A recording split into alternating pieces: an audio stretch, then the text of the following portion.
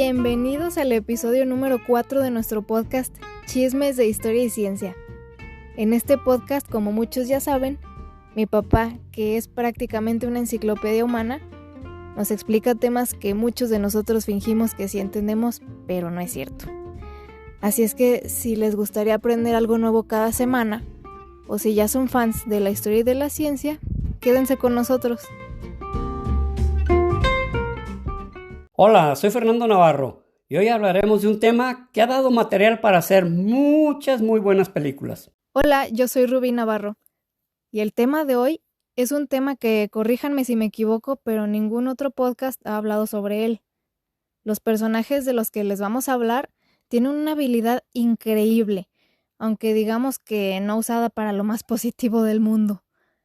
Me parece que de lo que les vamos a hablar hoy se les va a hacer muy interesante, sobre todo si son fans de las historias de guerra.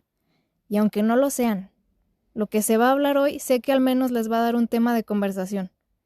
El episodio de hoy es sobre francotiradores.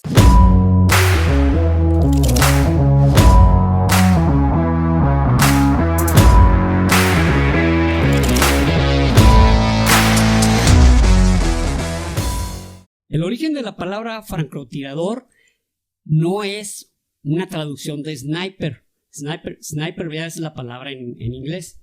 Pero la palabra francotirador viene de una palabra que designaban los prusianos a los franceses en la guerra franco-prusiana, precisamente de 1870 a 1871. Okay. Y ellos les decían los francotiradores, porque eran precisamente los franceses los que inventaron, por llamarlo de una manera, hacer disparos a soldados específicos o a soldados clave o a los jefes de los pelotones o de los grupos o de las compañías. Entonces de ahí se derivó la palabra francotirador. De hecho, como un dato insertado, un francotirador en la guerra, en la batalla de Trafalgar, que fue una batalla marítima entre franceses e ingleses, donde fue el gran triunfador fue Inglaterra, comandado por el almirante Horatio Nelson. ¿Se recuerda su tumba, sí, no? Que la vimos en Inglaterra, en Londres. Pues Horatio Nelson lo abatió un francotirador. O sea, fue de las primeras víctimas de los francotiradores. Órale. Este francotirador estaba sobre una cofa. La cofa es como la canastilla donde estaba el observador que venían los barcos de vela. Okay. Y también se llama carajo, tiene un nombrecito así medio grosero, pero la cofa o carajo, ahí estaba parado, pum, le disparó y se amargó la victoria, porque en realidad fue una victoria muy contundente de Inglaterra, pero pues a costa de su almirante. Y aquí cabe algo curioso. ¿Sabes cómo se llevaron el cadáver de Horatio Nelson hasta Londres? No. En un barril con whisky, para que no se echara a perder. Sí. O sea, él adentro del whisky. Él adentro del whisky para que no se pudriera, para que su cuerpo no se corrompiera. Por eso llegó hasta Londres. No mames, por fin decidí cómo quiero que me entierren. ¿De verdad? Ahora, el primer francotirador en forma en América, o que se le designó como sniper, pero primero quiero decir de dónde viene la palabra sniper.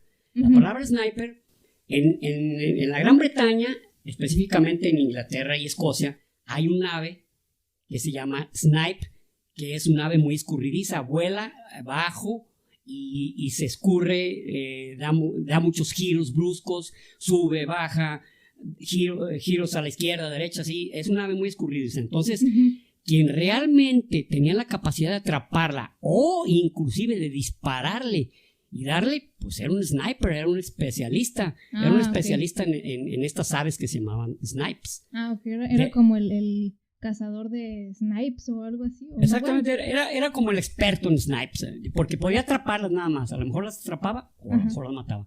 Entonces, de ahí que las palabras no tengan que ver ninguna con la otra. Francotirador no tiene que ver con sniper y sniper no tiene que ver nada con francotirador. Ok. En 1777, precisamente en la llamada Guerra de Independencia de los Estados Unidos, uno de los oficiales le da a uno de los soldados que tenía muy buena puntería, se llamaba John Murphy, le da la misión de matar al general de la brigada inglesa. Se llamaba Simon Fraser, pero bueno, no me importa. Traía un rifle que se llamaba rifles tipo Kentucky. Y a 150 metros de Dios, o sea, fue una proeza para ese tiempo, pues 1777, en 150 metros. ¿verdad? Entonces esto hizo que pues, se desmoralizaran los ingleses y se retiraran de la batalla, o sea, así literal. Entonces, de ahí se verificó la gran importancia de los francotiradores, ¿no? De que fueran gente encargada de eliminar blancos relevantes. O sea, casi un francotirador podría terminar la batalla porque pues le da a personas tan claves en la batalla que los demás terminan sintiendo que ya no tiene sentido, ¿verdad? O sea, ya no tienen quien los mande, la cabeza está tronada. Así de sencillo. Y de hecho es buena técnica, pues en vez de hacer una matazón, nada más matas a la persona indicada, la persona clave y se termina. Se me hace súper eficiente. Claro que entonces definitivamente ser un oficial pues lleva sus riesgos, entre ellos eso, que eres el blanco determinado para tronarte, ¿no? Conforme fueron desarrollándose las guerras, porque finalmente las guerras no podemos negar que han sido motivo de progreso tecnológico. En la guerra de Crimea, que fue una guerra entre aliados, específicamente Inglaterra y el Imperio Otomano, así como Francia, se aliaron contra los rusos. Esto fue para que Crimea no pasara a manos de los rusos. O sea, fue una guerra hipocritona, porque realmente el Imperio Otomano eran sus enemigos. Bueno, pues en esa guerra los ingleses empezaron a implementar miras telescópicas. Ok. Entonces antes no las usaban. No. Antes era la ranura o granilla que va al frente del cañón del rifle. A través de esa ranura, de ese hueco, es lo que te sirve para apuntar, para dirigir el disparo. Que luego hablaremos de un francotirador de ese tipo, ¿no? Voy a hablar algo de las características de los francotiradores. Los francotiradores no existían en su forma como te comentaba, sino hasta que vino un individuo, un general británico que se llamaba Hester Pritchard. Hester Pritchard empezó a ver la importancia, porque en la Primera Guerra Mundial fue una guerra de frentes sostenidos, eran guerras de trincheras, ¿no? Eran guerras de tronar al enemigo que está por allá a la distancia y los otros a tronarte a ti que estabas a la distancia. Cada salida de los soldados, cada salida de las trincheras hasta avanzar en campo, en tierra de nadie, lo que se llamaba tierra de nadie, era una cantidad enorme, miles de muertos, y avanzabas unos cuantos metros y te regresabas a la trinchera. O sea, era un frente que no se movía. Entonces Hester Pritchard empezó a profesionalizar pues a los francotiradores. Y entonces los ingleses empezaron a hacer ese tipo de maniobras, ¿no? De dispar, paz y paz. Pero como todo, o sea, en la guerra, si ese día te estaban disparando, al otro día tenías que pensar cómo hacer para que no te mataran de esa manera. Entonces los alemanes empezaron a crear maniquís, cabezas de papel maché, para que les dispararan, para saber que había un francotirador por ahí. Entonces a veces los mismos disparos, había ocasiones que hasta se jugueteaban con ello, le ponían algunos tubos quirúrgicos y fumaban para que se viera que la cabeza estaba fumando. ¿Tú crees que un francotirador se le iba a creer que un tipo iba a salir tan tranquilo a fumar fuera de la trinchera? Pues verdaderamente es inocente, pero lo que ellos trataban era darle la mayor realidad, ¿no? Que aparentara, el mayor realismo, perdón, sí, tiene razón, el mayor realismo. Entonces, curiosamente en la Primera Guerra Mundial, y digo curiosamente porque no fue su objetivo, sino que nació el soldado más condecorado de Canadá, es un indio que se llama Francis Pechamawau. Francis Pechamawau tuvo 365 muertos, 365 o 385. Él mató solo casi a 400 soldados enemigos. O sea, entre la Gran Bretaña, Francia e Inglaterra y Canadá, y Australia, entre los 4 países, no juntaron el número de bajas que este indio provocó. No manches. Era un indio de una reserva que se llamaba Shamawana, que está en Canadá. Y Francis Pechamagau no solamente fue condecorado por las muertes, sino porque era un soldado multitask. El tipo le pedían lo que fuera. Casi que, ve, tráete los cigarros, ve, tráete los cerillos. Y era un tipo valientísimo. En la segunda batalla de Ypres, los aliados tuvieron una derrota y él fue herido. Fue herido en las piernas y a los 2-3 días él estaba ya incorporado otra vez a las trincheras. O sea, era un tipo, vamos, que decía, pues ya me dispararon, cuídenme, cuídenme tantito. No, sí, no se hacía la víctima. No se hacía la víctima. Él decía, vámonos a pegarle porque esto todavía no se termina. Y en una ocasión, sitiaron a su grupo de soldados, a la que él pertenecía, y tuvo la capacidad de salirse de las trincheras, ir hacia otro punto retirado y traer municiones. O sea, el tipo era tremendamente audaz y hacía uno de los digamos, algunos de los papeles, o desempeñaba una de las funciones que nadie quería, hacerla de mensajero. Un mensajero en la Primera Guerra Mundial entre las trincheras era casi una sentencia. Sí. Porque había que impedir que la información llegara de un punto a otro. Entonces, o ibas entre las trincheras porque era una información corta, o tenías que salir de ella porque era una información que tenías que ir hacia otro punto. Sí, de hecho eso me recuerda a una película reciente. ¿A la de 1917? Ándale, que literal es la película sobre un chavo que le dan un mensaje que tiene que llevar a otro, pues que otro general punto. O otro. A otro oficial. Así es, y pues es toda su travesía y no, hombre, es un pedo. Sí, exactamente. Pues ese era digamos, una tarea, pues que... Y que Francis solo y tiene que llegar el mensaje. Y Francis Pechamagau hizo quién sabe cuántos, o sea, ya después él, cuando termina la Primera Guerra Mundial, fue condecoradísimo y fue declarado héroe. Y luego después él se dedicó a la política. Él quiso hacerse activista porque quiso que su pueblo ganara algunos derechos. No fue así.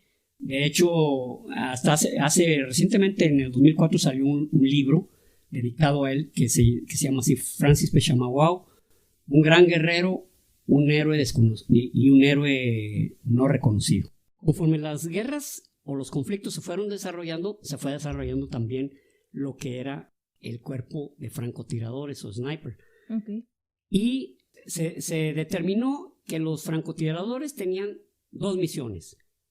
Una, acabar con el enemigo, digamos, con el oficial del pelotón, de la compañía, de la brigada, del ejército, que fuera más importante. O sea, provocar la desmoralización del grupo al que estaban atacando, o del enemigo. Y la otra, proteger a un pelotón. Entonces, el pelotón más o menos son unas 10 gentes, 12 gentes, y los dirige un sargento. Pero no siempre hay un francotirador listo, porque los francotiradores son tiradores de élite. Entonces, ¿qué hay? Hay unos que se llaman tiradores designados. O sea, el mejor tirador del grupo va a proteger al pelotón. Y ya ser francotirador es otro nivel más alto. Es otro nivel, porque ese tipo lleva una preparación muy, muy excelsa, o inclusive yo sostengo que nació para hacer eso. Ya. Es como un futbolista, ¿no? Si yo me pongo a entrenar 12 horas al día, aún con 18 años, y lo hago durante los 7 días de la semana, no significa que voy a llegar a ser un jugador talentoso, goleador o destacado. Lo más probable es que agarre muy buena condición física, pero el talento, el don, se trae. Es algo diferente. Eso puede ser genético o puede ser porque lo desarrollaste, ¿no? Ahorita pues ya vemos muchos jugadores que son hijos de jugadores y pues traen la genética ya, la información genética de eso. Para mí es lo mismo, mira. Bueno, eso que te mencioné ahorita de matar a un oficial que fuera el responsable de ese grupo de soldados. Hay una frase en la escuela de Pendleton de francotiradores, en esta escuela de Pendleton en Estados Unidos. La frase dice: mata a un hombre y aterroriza a 1000. Órale. Entonces, la frase te dice sencillamente de qué se trata, ¿no? Literal, o sea, ¿cuál es la misión? ¿Cuál es la misión? ¿No? O sea, mata al más importante y los otros se van a ir a su casa o van a perder el ánimo de pelear. Sí. ¿Verdad? Entonces, mira, voy a nombrar algunas características o cosas curiosas de las que deben tener los francotiradores. El francotirador, fíjate, esto es muy importante, reduce sus latidos del corazón hasta 40 latidos por minuto. El corazón late de 40 a 200 latidos por segundo. Lo normal son 70, 70, 75. Entonces, más importante que el pulso es la capacidad del francotirador de que su corazón lata con menor fuerza. En un intervalo de latidos es cuando dispara. Ah, sí. Así es. Entonces, no es tanto, mira, este cuate qué pulso tiene. No significa que vaya a ser buen francotirador. Porque otra de las características es que el francotirador puede permanecer en un estado, en el mismo sitio, se llama decúbito, la posición en la que se encuentra, y está como tipo lagartija y puede durar hasta días. Ahí se hace pipí, ahí se hace del otro, no toma agua, y es más, el traje que usan ellos, que es un traje que se llaman trajes Gilly. Los trajes Gilly, el vocablo es de origen escocés. Para que te des una idea, no nomás es que se lo proporcionan, ellos lo fabrican. Y tan es así que, por ejemplo, hay veces que con una malla la arrastran, la ensucian, la enlodan, con el objeto de camuflajearse con el entorno. Y no solo eso, sino que con el tiempo le crecen hasta plantitas al traje. ¿En serio? Y es parte del camuflaje, así es. Ah, qué cura. Por dar un ejemplo así de los francotiradores, voy a hablar de uno que fue una gran leyenda en Vietnam, Carlos Hancock. Una vez, poquito antes de la batalla, bueno, no batalla, que se llamó la ofensiva del Tet, del Viet Cong y Vietnam del Norte, mató a un oficial, duró 2 días apostado en el suelo, totalmente, llovió, hizo viento, hacía calor, hace un calor humedísimo. En Vietnam es un calor humedísimo. Tienen 2 temporadas del año de lluvia por los vientos monzones. Allá es una humedad asquerosa, ¿no? Terrible. Terrible pues para la gente que no estamos acostumbrados. Sí, exacto. Entonces, imagínate él ahí apostado, sentado, 2 días. Para que, o sea... Para agarrar el momento justo al oficial, se lo despacha. Obviamente se lo despacha, corredero de soldados a buscarlo, y él no tuvo ni que moverse, no tuvo ni que correr por su vida. Estaba entre el fango, entre el pasto, entre cantidad de cosas que ni siquiera, pues, ¿quién lo detectaba? O sea ya estaba ni todo, se movió, era todo parte, sumidísimo ahí en por la así tierra decir, era parte del paisaje el cuate. Wow. Literalmente, ¿no? Ahora, él en la escuela no en la escuela, sino con los francotiradores, Carlos Hancock en Vietnam, él llegó a sumar 94 muertes. Okay. Muertes, pero oficiales. O sea, él mató a 94 oficialmente. Pero lo que pasa es que él hacía muchos disparos en solitario. Porque un francotirador siempre va en grupos de 2. Uno se llama observador y el otro es el francotirador. El observador es el que le dice dónde está el objetivo, le dice a qué distancia está, le dice qué momento podría ser el adecuado para disparar, le dice ciertas características de velocidad de viento, etc. Ahora, el observador no significa que sea un chalán. Por lo general, el observador es un tipo con muchísima experiencia, a veces hasta con más experiencia que el mismo que está disparando. No sé si te acuerdas de la película de Jack Reacher, con el que sale Tom Cruise. Cuando él va a disparar a un campo de entrenamiento, Dennis Hopper, que la hace pues que él tiene un negocio ahí de tiro al blanco. Dennis Hopper es el que le dice cómo se va a poner, cuándo va a disparar y en qué momento. Dice, a partir de este momento disparas. Entonces, en las películas siempre de francotiradores, se fija, siempre hay un tipo que lo acompaña, que trae como binoculares, ¿sí? o trae como un, no binocular, sino como un telescopio, no es telescopio, catalejo, para ver a larga distancia. Ya ahorita pues los catalejos son algo sencillo, parecen como una camarita, pero antes pues era algo más alargado. Como los de piratas. Como los de piratas, ¿haz de cuenta? Que son como retráctiles y algo. Ándale. Okay, pero okay. Este es en una sola, y lo pueden ajustar la mira. Eso es parte de lo que se le debe a Isaac Newton, ¿no? Ajustar miras, ¿no? Ahora, los francotiradores, por lo general en las películas, para hacerlos un poquito más dramáticos, disparan a la cabeza. ¡Pum! Sí. Y dicen que es un tiro, una muerte. También eso es un tanto leyenda, porque en la mayoría de las ocasiones el francotirador dispara al tronco, así es, a dañar órganos vitales. Como son balas muy poderosas, difícilmente sobrevives a un disparo de un francotirador si te pega en el pecho o en el tronco. Difícilmente, a lo mejor si te pega en un brazo o en una pierna, pero en la cabeza y en el tronco estás muerto. Luego hablamos algunas de las balas y algunos de los rifles. Entonces, es en las películas donde se ve que disparan a la cabeza. Es más, ¿no te acuerdas de la película de American Sniper que habla sobre la vida de Chris Kyle, que salió recientemente? Sí, Bradley Cooper, exactamente, hace el papel de Chris Kyle, que tuvo 160 muertes contabilizadas u oficiales. Sí. No sé, ¿recuerdas? Tiene un enemigo o tiene un rival árabe, le dispara y pasa a través de la mira y lo mata porque llega a través de la mira hacia el ojo. Sí, cierto. Bueno, eso sí ha sucedido. ¿En serio? Eso sí ha sucedido. No manches. Y fue precisamente Carlos Hancock el que a un soldado del Vietcong, a un francotirador del Vietcong, le llegó la bala por su misma mira. Le llegó la muerte por su misma mira. Ha sido toda una leyenda ese Carlos Hancock. Carlos Hancock tenía una técnica, hace rato que estaba hablando de cómo estar, cómo duró 2 días ahí tirado. Sí, no manches, si no comen ni nada. No, pues te acuerdas en la misma película de American Sniper que está Chris Kyle tendido y llegan y le hacen, sí. Pues el tipo ahí se había meado, ahí se había zurrado y no se movía. Sí, es cierto. Y Carlos Hancock desarrolló una técnica que se llama la burbuja, donde te imaginas y te encierras en esa burbuja donde haces relativamente bajos tus latidos, respiras lento y solamente estás contigo mismo, contigo y tus pensamientos y contigo y con el objetivo que tienes ese día como misión. Wow. Entonces, Carlos Hancock fue algo que desarrolló que pues ya a las nuevas escuelas de francotiradores pues ha ido pasando la técnica de cómo desarrollarlo, ¿no? Sí. Entonces, los francotiradores que reciben una instrucción más fuerte son los gringos.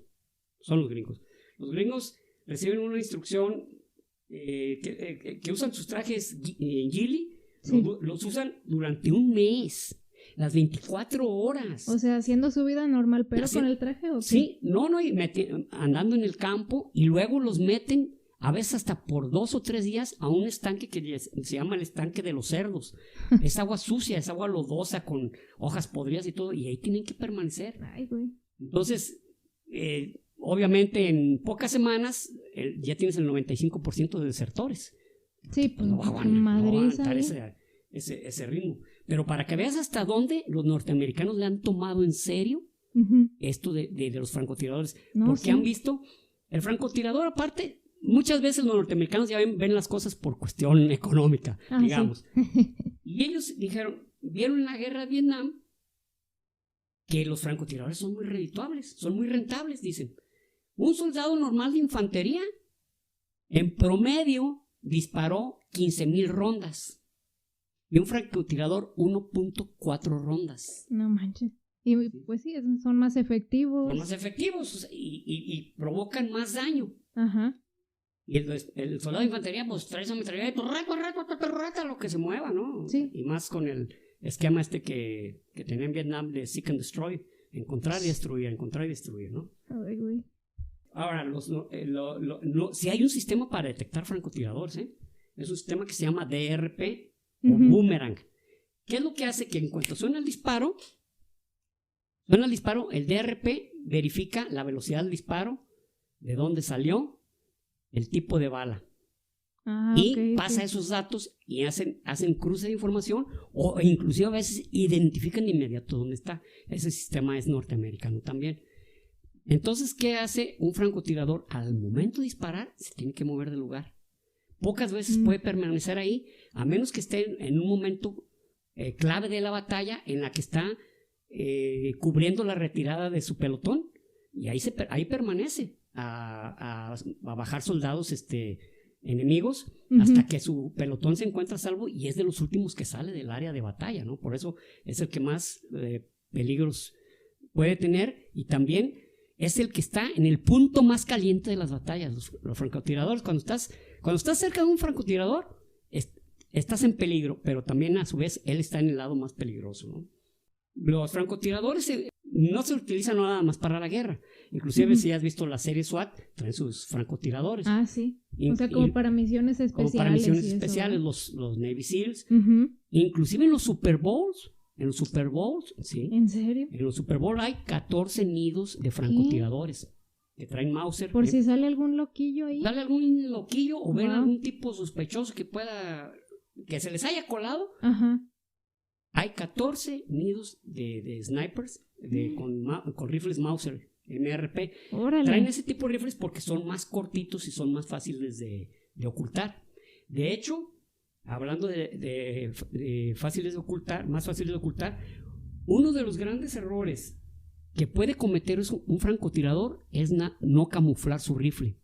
Su rifle es lo más fácil de distinguir en el campo de batalla, porque en el campo no hay líneas rectas y no hay círculos perfectos. Entonces tiene que camuflarlo de tal manera que parezca, no sé, una rama, una serpiente, lo que sea, menos un rifle.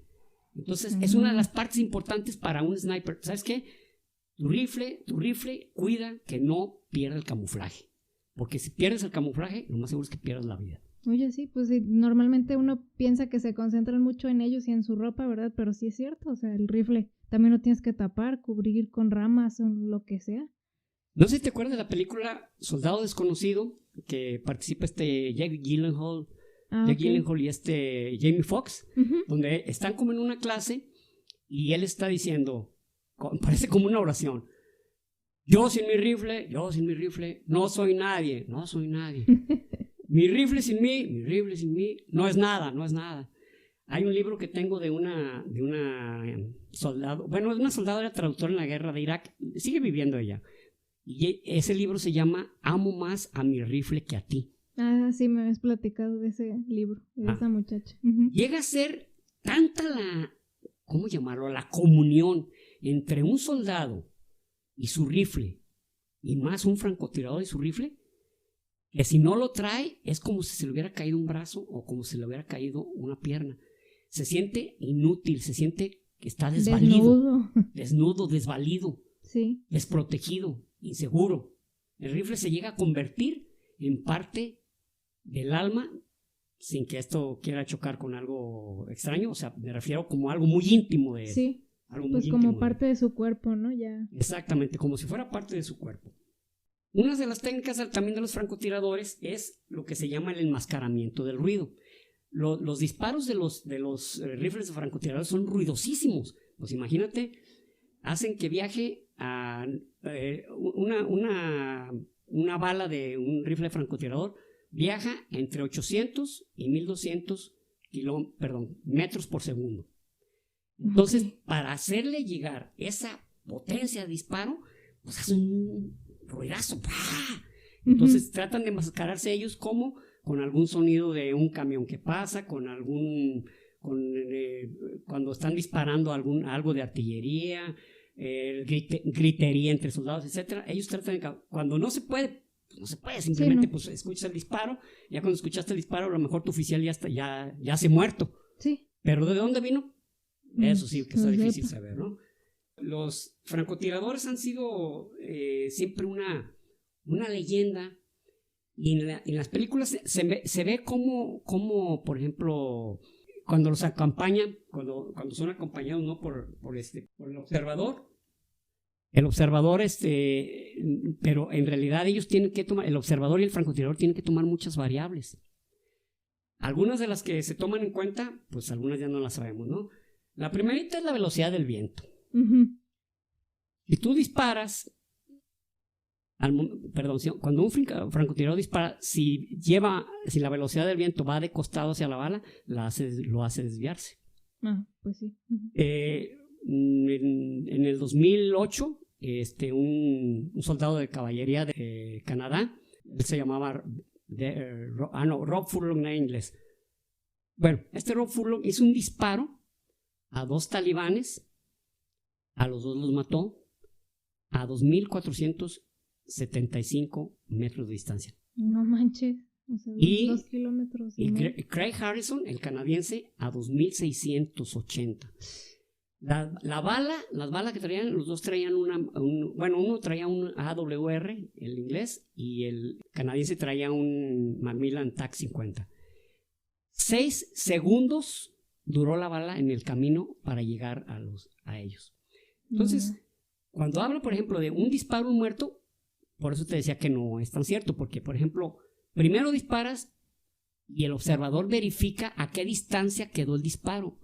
Y en ese momento le hace una corrección, le dice 30 centímetros, exacto, 30 centímetros a tu izquierda. Pero eso es lo mínimo. La velocidad del viento, luego la densidad del aire. Imagínate, no es lo mismo, por ejemplo, cuando Craig Harrison mató a estos 2 talibanes, dice que el clima estaba mandado a ser para el francotirador. No había viento, había calor, por lo tanto el aire estaba menos denso, el aire estaba como más delgado, por llamarlo de una manera, y la visibilidad estaba de primera. O sea, casi 3 kilómetros es inaudito, pues es algo dificilísimo. No, y la marca ahorita es de 3,420 metros. No se sabe el nombre del que disparó, pero también era canadiense, por cuestiones de seguridad. O sea, mientras siguen vivos o activos o qué, ¿hasta cuándo revelan su nombre? Yo sé, porque cuando Rob Furlong y Craig Harrison realizaron estos disparos de larga distancia tan precisos y tan mortales y con ese récord, mencionaron, hay hasta fotos de ellos, y de este tipo no han querido decir. Yo supongo, porque por ejemplo Rob Furlong se retiró y Craig Harrison también. Craig Harrison inclusive tuvo postraumático, ¿cómo se llama? Estrés postraumático, y recordando los soldados que mató. Entonces yo supongo que este soldado que no se ha querido decir su nombre es que sigue en activo. Entonces es un elemento valiosísimo como para que digan, mira, Juanito Pérez, sí, con nombre y foto. John Phillips, mira, no, pues que siga, ya que se retire a lo mejor, ¿no? Sí. Pero de momento no se va a saber su nombre. Luego está la gravedad. Esto también afecta mucho. O sea, una bala pues va en el aire y la tierra trata de jalarla hacia abajo. Entonces la bala va cayendo. Entonces es otro de las cosas es otro de los factores contra los que tiene que calcular tanto el observador como el francotirador. El otro se llama efecto Coriolis. ¿Traes por ahí una calculadora? Y podemos hacer una operación rápida. Mira, la Tierra tiene un diámetro de 12,750 metros. Ok, anoto 12,750. Multiplícalo por pi, 3.1415926, 3.14. Ese es el diámetro de la Tierra. ¿Cuánto te dio? 48,000. 40,055. 40,055 es el diámetro. Ahora, eso divídelo entre 24. Ok. 1,668. 1,668 kilómetros por hora es la velocidad de la Tierra. Ahora eso multiplícalo por 1,000. Pues es 1,668,971 metros por hora. Ahora eso divídelo entre 3,600. 463 metros por segundo. Ok. Eso quiere decir que si la bala permanece 6 segundos en el aire, multiplica eso por 6. 2,781. O sea, esa puede ser la desviación que puede tener la bala por el efecto Coriolis. El efecto Coriolis es el efecto de la rotación de la Tierra. Entonces, estás disparando de norte a sur o de sur a norte. ¿Qué es lo que pasa? Que tienes que calcular también que la fuerza de Coriolis no vaya a mover tu blanco mientras tú disparas. No manches. Y luego está un montón de cosas, de factores a considerar. Claro. Ahora el cambio de densidad por la altitud. O sea, el cambio de densidad es que el aire esté más espeso o menos espeso. Imagínate, por ejemplo, en Vietnam era un viento espesísimo, con muchísima humedad. Ahora en Afganistán, pues es desértico, es una densidad muy, muy baja, ¿no? Entonces, ahora hay otro efecto que se llama efecto Eötvös, pero que es muy difícil para explicarlo. Pero ese un húngaro que se llamaba Landor Eötvös fue el que lo descubrió, pero igual no es un factor tan determinante, pero sí hay que tomarlo en cuenta, sobre todo en tiros de mucha distancia, de larga distancia. Ya, ok. Vamos a conversar un poco sobre los francotiradores más famosos que ha habido. Ya mencionamos uno, ¿no? Bueno, dos, ¿no? Sí. Pero realmente cuando se empezó a ver la importancia se había visto, pero más bien cuando se empezó a ver la capacidad o la necesidad de que hubiera francotiradores en el campo de batalla, fue ya en la Segunda Guerra Mundial, porque había que cubrir retiradas, había que defender pelotones, y fue precisamente en la Segunda Guerra Mundial cuando se generaron el mayor número de francotiradores muy famosos, sobre todo muchos soviéticos o rusos, como decimos ahorita, ¿no? Pero antes eran soviéticos. Uno de ellos se llamaba Iván Sidorenko. Iván Sidorenko fue alumno de Vasily Zaitsev. ¿Te acuerdas de Vasily Zaitsev? ¿Te acuerdas de la película El enemigo al acecho? El enemigo a las puertas. Vasily Zaitsev lo interpretó Jude Law. Ay, no recuerdo. Bueno. En esa película también sale esta Rachel Weisz, la que salió en La momia. Sí. Bueno, Jude Law hizo el papel de Vasily Zaitsev. Vasily Zaitsev mató a casi 250 soldados alemanes. Sin embargo, no fue el que más mató, ¿eh? Pero ¿cuál fue la importancia de Zaitsev? La propaganda comunista. Como en ese momento había sufrido muchos descalabros, la Unión Soviética necesitaban de historias heroicas, de héroes para levantar los ánimos. Y Vasily, su abuelo de chico, le había regalado una escopeta, entonces tenía muy buena puntería y se llegó a tronar a 200 casi 250 alemanes. Sin embargo, en el sitio, eso fue en el sitio de Stalingrado. Sí. La guerra de Stalingrado es muy importante, necesita un capítulo específico porque la batalla de Stalingrado fue el pico, se puede decir, no el pico, sino el hito, donde a partir de ahí ya todo se fue para abajo para Hitler, ¿no? Exactamente. De ahí ya Hitler nunca iba a ganar la guerra. Entonces, por eso es importante esta batalla. Pues aquí fue donde se dio un duelo de francotiradores, pero de primerísimo nivel, ¿no? Okay.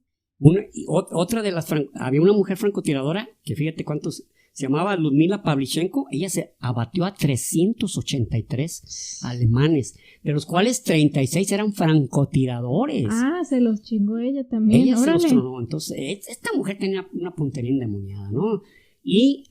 Pero la Unión Soviética reclutaba muchas mujeres de francotiradoras. Llegó a tener en Stalingrado 1000 francotiradoras. Órale. ¿Por qué? Por dos cosas muy importantes. Porque las mujeres son más pacientes, son menos desesperadas que un varón. Sí. Y en segundo lugar, porque sabían atenerse a una disciplina de estar en un mismo sitio. O sea, no eran desesperadas, eran pacientes para apuntar. Entonces, el carácter de la mujer le daba esa capacidad.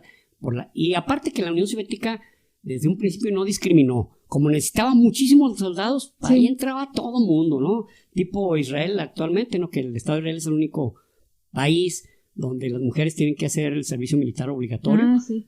Pero antes la Unión Soviética, todas entraban también, hombres y mujeres, porque necesitaban. Precisamente la actriz esta Gal Gadot, ella estuvo en el ejército de Israel. En las fuerzas de defensa israelí, las FDI, ella estuvo presente. En Israel no discrimina, o sea lo que seas, hijo de político, hijo de rico, actriz, modelo, lo que sea, tú haces el servicio militar obligatorio. Es un país pequeño y no pues se puede dar el lujo de que tú tener, sí, tú no, y unos cuantitos. Todos peleamos aquí porque Israel siempre pelea por la supervivencia, no pelea por ganar una guerra. Sí, chale. O sea, como dijo Isaac Shamir, en Israel no podemos perder una guerra porque será la muerte del Estado. Peleamos las guerras porque las tenemos que ganar todas. Chetos. Pero bueno, ya hablaremos luego sobre el conflicto árabe-israelí, que también es algo muy interesante. Había otro francotirador soviético, ya estaba grande, sin embargo se llegó a tronar como a 230. Se llamaba Danilovich Nomokonov y le decían el héroe de la pipa. El tipo disparaba fumando pipa. Así, chichona, ¡pum! No manches. Sí. Y se llevó a tronar a 300. A él detectaron que era muy bueno para tirar, pero él tenía designados otros papeles, que cocinero, que aquí cae. Vieron que tenía muy buena puntería. Entonces lo designaron. Y ya casi al final de la guerra, cuando ya vio que no había muchos enemigos por tronar, se participa en las últimas batallas de la Unión Soviética, que fue contra Japón, en la frontera contra China.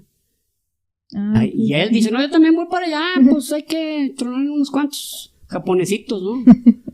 Luego, esta Tania Chernova era la amante de Vasily Zaitsev, también se hizo muy buena para tirar, era su amante, era su novia, y se hizo una francotiradora de primera. Otro que fue muy bueno también de los soviéticos en la batalla de Stalingrado era un tipo que se llamaba Iván Merkulov. Él perdió la vida ahí en batalla, pero los alemanes no se quedaban atrás. Había un francotirador que se llamaba Josef Allerberger. Josef Allerberger logró 257 bajas, o sea, más que el mismo Vasily Zaitsev. Ay, güey, ok. Pero en la Segunda Guerra Mundial, el francotirador que más se distinguió fue en el periodo de la Segunda Guerra Mundial, más no estuvo luchando en la Segunda Guerra Mundial, sino en la Guerra de Invierno. Cuando la Unión Soviética y Alemania invaden Polonia, y ya se lo reparten en septiembre del 1939, termina la batalla, cada uno ocupa su lado, y los soviéticos le siguen hacia el norte y toman los países bálticos, de uno por uno, Estonia, Letonia, Lituania. Los toman los tres así, pero en un estornudo. Llegan a Finlandia, porque también estaban en Finlandia, pues ya van a quedar con la frontera del Golfo Escandinavo. Y ahí se toparon con la horma de su zapato. Los finlandeses les hicieron la guerra como todos unos expertos. Luego platicamos sobre esa guerra de invierno porque fue muy heroica para los finlandeses, porque tan solo en la proporción de soldados, 100-1. No seas mamalón. 100-1, o sea... Esos finlandeses son un caso bien curioso, ¿verdad? O sea, sí. Son súper poquita población, pero como que logran hacer cosas muy destacables. Muy destacadas, muy cierto. Sí. Es la cantidad de grupos que son de ahí, de grupos de rock, ¿no? Sí. Nightwish, Sonata Ártica, ¿no? Sonata Ártica, son también finlandeses. Sí. Bueno, entre otros, ¿no? Lo de Him. Him, sí. El caso es que, como dices tú, los finlandeses cuando hacen algo lo hacen de forma destacada. Sí. Y bueno, pues resulta que se inicia la guerra de invierno y los finlandeses le hacían la guerra a los soviéticos. Era como era tanta la desproporción, los finlandeses tenían que utilizar el recurso de la guerra de guerrillas. No tenían tanques, mientras los soviéticos llegaban con cientos de tanques. Entonces hacían la guerra de guerrillas, los hacían meterse al bosque, y en zonas donde había nieve blanda poco podían caminar los de infantería, y los finlandeses traían esquís. Entonces tronaban uno y se iban, y a ver cuándo me vuelves a ver. Órale. Y empezaron a montar francotiradores, que inclusive los mismos soviéticos les pusieron cucos. Son pájaros que hacen sus nidos en los árboles y los hacen como si fueran una especie de colguije, como si fuera una gota muy grande. Órale. Entonces, como ellos se trepaban, se encaramaban, los finlandeses, los francotiradores finlandeses, les llamaban cucos. Había un cuco y 2 cucos y 3 cucos, y pues casi los cucos los traían locos. Órale. Pero ningún cuco, ningún francotirador como Simo Häyhä. O Simo Häyhä. Ya sé quién es. Es la muerte blanca, ¿no? O Biela Smert, como le dicen los rusos. Efectivamente, la muerte blanca. Simo Häyhä era un francotirador que nació para eso. O sea, no nació para matar individuos. Lo que me refiero es que tenía un don, una gran capacidad, una gran puntería, una gran sensibilidad en su pueblo había como en los pueblos en Finlandia había como una especie de guardias, por así decirlo, y él en los concursos de tiro lograba disparos que, por ejemplo, entraban en la misma primer disparo, lograba que penetraran otros 6 disparos, o sea, era un tipo prodigioso. Ay, güey. Era un tipo Sí, prodigiosísimo. Era cosa seria. Era cosa seria. Entonces, ya en el momento de la guerra de invierno, pues a él le llaman, ¿sabes qué? Pues vas a dedicarte pues ahora a cazar rusos o soviéticos, ¿no? Y el tipo pues la tomó bien en serio, o sea, no, era un tipo serio, o sea, no era no era presumido, no era ni... Okay, Vivía en una granja o algo así, ¿verdad? Era granjero, y era chaparrito, medía unos 52, y luego tenía unos ojitos así. Más chiquito que Bob Esponja, No, que mide unos 59. Que traía un botón de camisa color negro en los ojos, ¿no? O sea, era una cosa así. Y luego tiene una cara de bonachón, porque él murió ya casi de 100 años, ¿eh? Órale, Él y no en murió el batalla ni 2002. nada. No, él murió tranquilo en su granja, haciendo trabajos de cuidado de ganado, de renos, ¿verdad? O sea, A toda madre. murió tranquilo, inclusive ahorita por lo que les voy a preguntarle, digo, por lo que les voy a comentar, le preguntaron, oye, pero todo eso que hiciste, ¿qué piensas al respecto? O sea, tu vida, que no, pues hice lo que me encargaron. O sea, un tipo no mostraba así que, ay, que... Sin remordimiento ni nada. Pues sí, o sea, decía, pues hice lo que tenía que hacer por mi patria, ¿no? O sea, de eso me encargaron, eso. Pues sí. O sea, y vamos a ver que verdaderamente fue prodigioso. Simo Häyhä, en 105 días que duró la guerra, abatió más de 500 soviéticos. Chingas. Más de 500.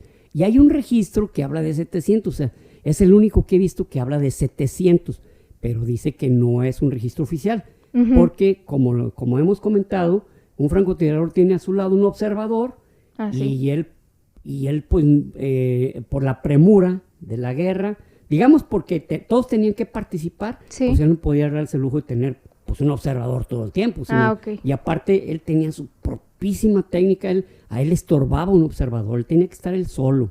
Ya. Y él utilizaba, él era muy particular, ¿verdad? Su manera de hacer las cosas. Su manera de hacer las cosas, porque decía, lo primerito que tengo que hacer es disparar y que no sepan de dónde provino el disparo. Entonces, ¿qué hacía el tipo? El tipo, primero que todo, estaba totalmente de blanco y usaba una especie en ese tiempo no había pasamontañas bueno, como los que él usaba, que se veían apenas los ojos. O sea, si ves una foto donde está él apostado disparando, pues es una foto, es una máscara que compite en terror con la misma de Jason Voorhees, el de Viernes 13, Qué miedo, o sea, literal es como una media y con 2 hoyitos ahí en los ojos y ya va. Es como una media tejida, Su madre. y con 2 hoyitos ahí y apostado, o sea, sí se ve grotesco, sí, ¿no? Qué ahí miedo. sí le compite a Freddy Krueger, yo creo que sí le tendría miedo.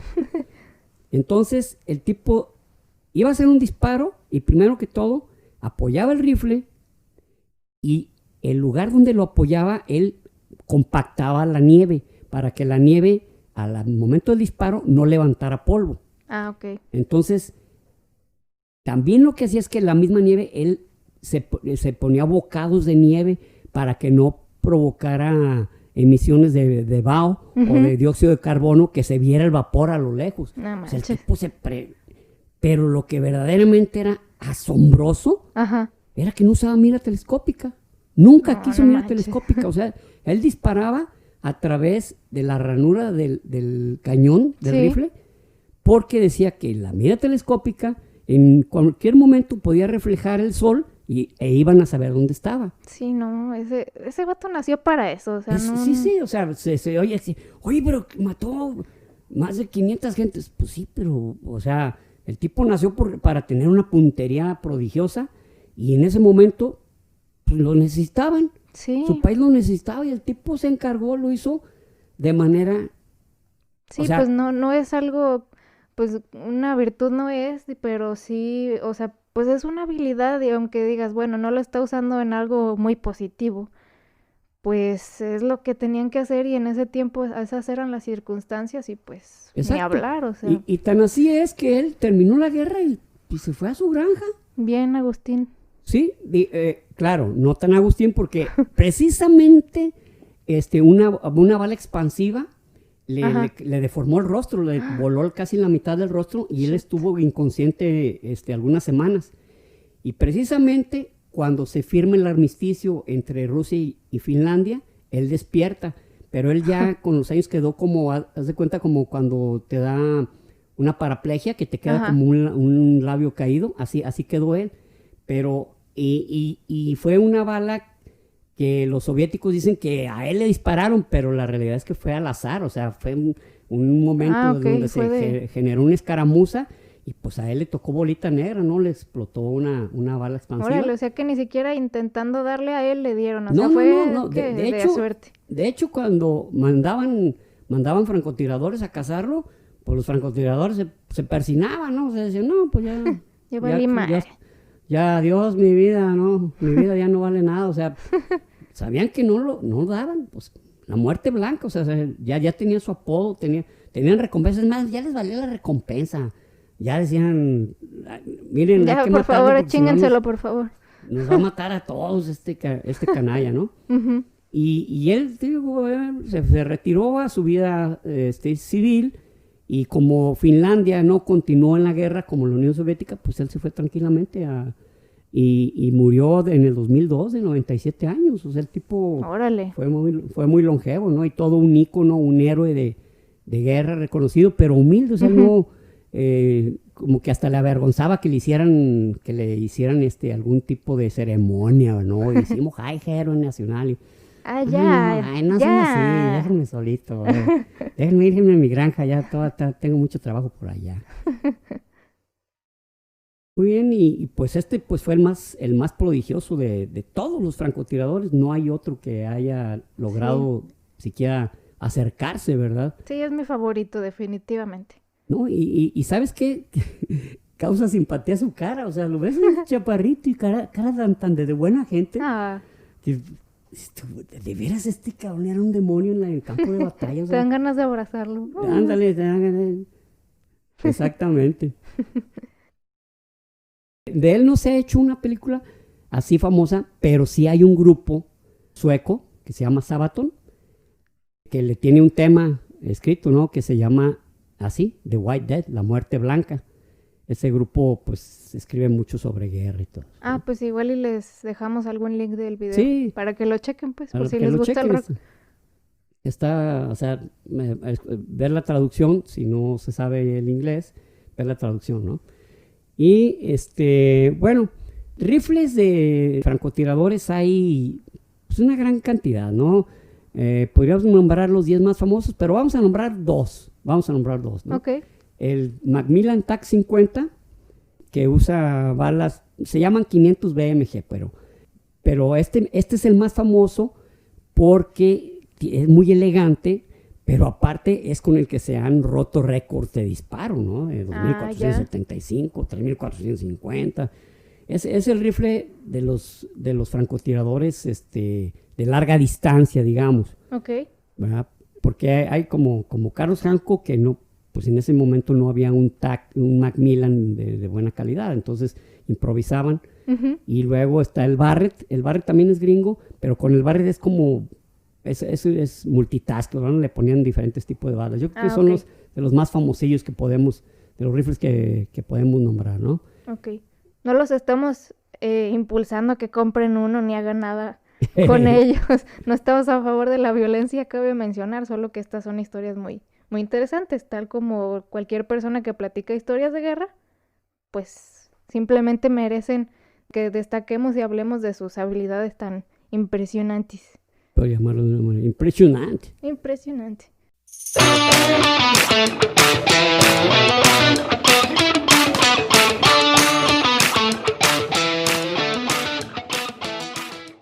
Bueno, y ahora les vamos a platicar algunas películas en las que hay francotiradores como protagonistas o que se tratan de la vida de algún francotirador o algo, o que tienen que ver con francotiradores a fin de cuentas.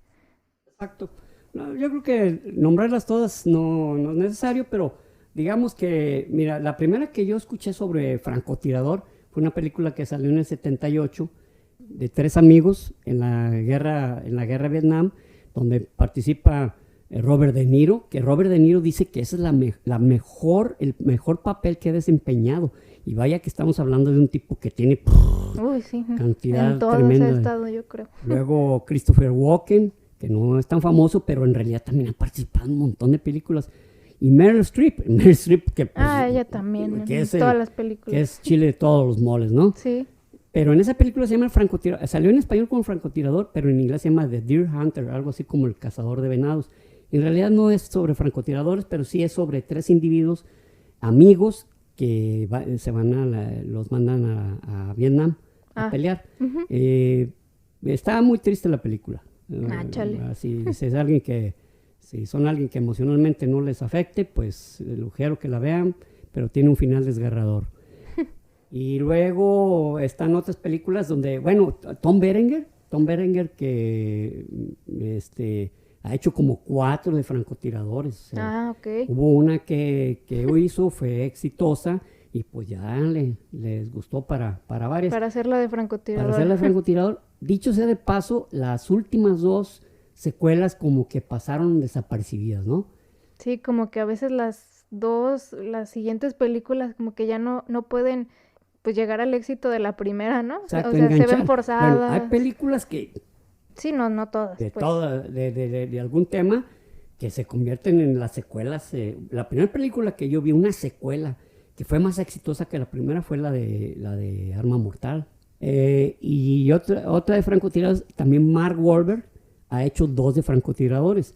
Una que se llama The Shooter, precisamente el tirador, donde él pues es un soldado retirado, pero le hablan para una misión, pero en realidad lo que trataron de hacer fue involucrarlo. Pero bueno, esa es ciencia ficción.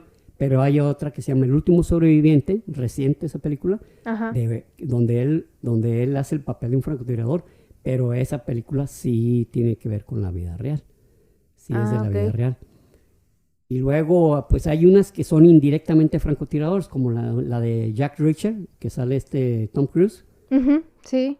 Pues en esa película él tiene que detectar un francotirador realmente quién había hecho el crimen, porque estaba otro francotirador y él lo conocía, era un soldado en Afganistán y él sabía que no tenía la capacidad para esos disparos. Entonces de ahí que dio con una escuela donde está Dennis Hopper y que efectivamente ahí ha habido practicar. Y el francotirador de élite era el que a este chavo, por así decirlo, el que acusaban, era como su observador. La más famosa ahorita que ha salido pues es la de Bradley Cooper. Sí, American Sniper. Sí. Que, dicho sea de paso, no ha sido el francotirador más mortal que ha habido, pero para los norteamericanos sí ha sido el más efectivo. Pero aparte de Chris Kyle, que es a quien protagoniza, a Chris Kyle, aparte de ser un francotirador de primerísima línea, era un gran líder, era un tipo que protegía, que él, su misión principal siempre la tenía como que él tenía que estar ahí para proteger a sus compañeros. De ahí que se enlistó 3-4 veces, o sea, el tipo pues ya le había Le gustado. encantaba la mala vida Le de la encantaba guerra. la mala vida, sí. También me acordé de otra que es medio reciente que sale Will Smith, no sé si la viste, se llama Proyecto Géminis. Sí. También, o sea, no es tanto la película sobre él siendo francotirador, pero no sé si recuerdas que comienza él haciendo un tiro a un tren en movimiento, a una persona. Tren en movimiento, exactamente. Exactamente, sí, como no es Proyecto Géminis. Sí, fíjate que no me había acordado de esa película. Aunque en la vida real, el único francotirador que se tiene, por así decir, registrado que disparaba en movimiento, no, y déjate digo, en movimiento él mismo. O sea, moviéndose en Vietnam, en Vietnam era Carlos Hancock. Perdón. Ya se fue, diría Lolita Ayala. Cuando en la guerra de Vietnam, en una lancha, en el río Mekong.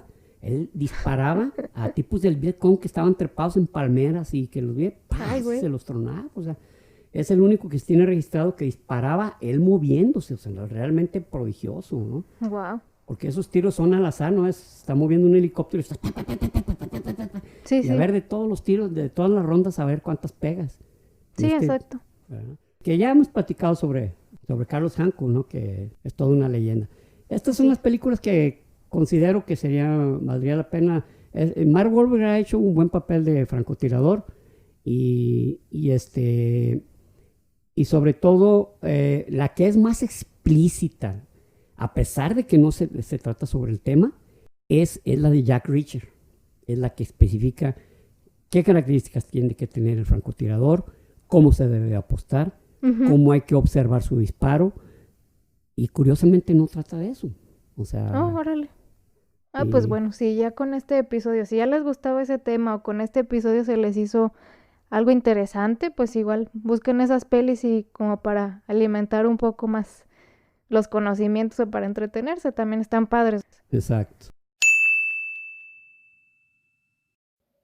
Quiero decirles así rapidísimo antes de que se termine el episodio que sabemos que una parte del episodio se escuchó medio culerillo.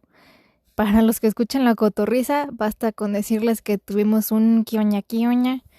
Para los que no lo escuchen, pues les platico que tuvimos un pequeño problema técnico porque compramos un micrófono nuevo y pues digamos que no nos alcanzamos a adaptar bien a él. Pero pues nada más que sepan que estamos conscientes que no se escuchó perfecto, se escuchaba pues como un eco, pero parece que ya encontramos la manera de corregirlo, ¿sale? Discúlpenos. Bueno, ahora sí los dejo terminar el episodio. Muy bien, ese fue nuestro episodio de hoy. Espero que, como les comenté al principio, hayan aprendido algo nuevo y que se les haya hecho interesante. De nuevo, queremos agradecerles por todo su apoyo, por los mensajes que nos mandan. La verdad que estar en contacto con ustedes nos motiva mucho y nos hace ver que de verdad les está gustando lo que hacemos. La comunidad ha estado creciendo y poco a poco esto se va a poner más chido, gracias a ustedes. Y pues nada, si aún no nos siguen en Facebook, síganos, estamos como Chismes de Historia y Ciencia y también en Instagram, en el mismo nombre. La página de Facebook la tuve que borrar y abrir otra nueva, lo hice eso el domingo pasado, por cuestiones técnicas, no los voy a aburrir con eso. Pero si seguían antes la otra página, pues ya no va a existir, entonces para que sigan la página que está ahorita, ¿sale? Y pues si les late, compartan nuestro podcast con otras personas y sigan atentos porque se vienen cosas muy padres. Y recuerden, prohibido dejar de aprender.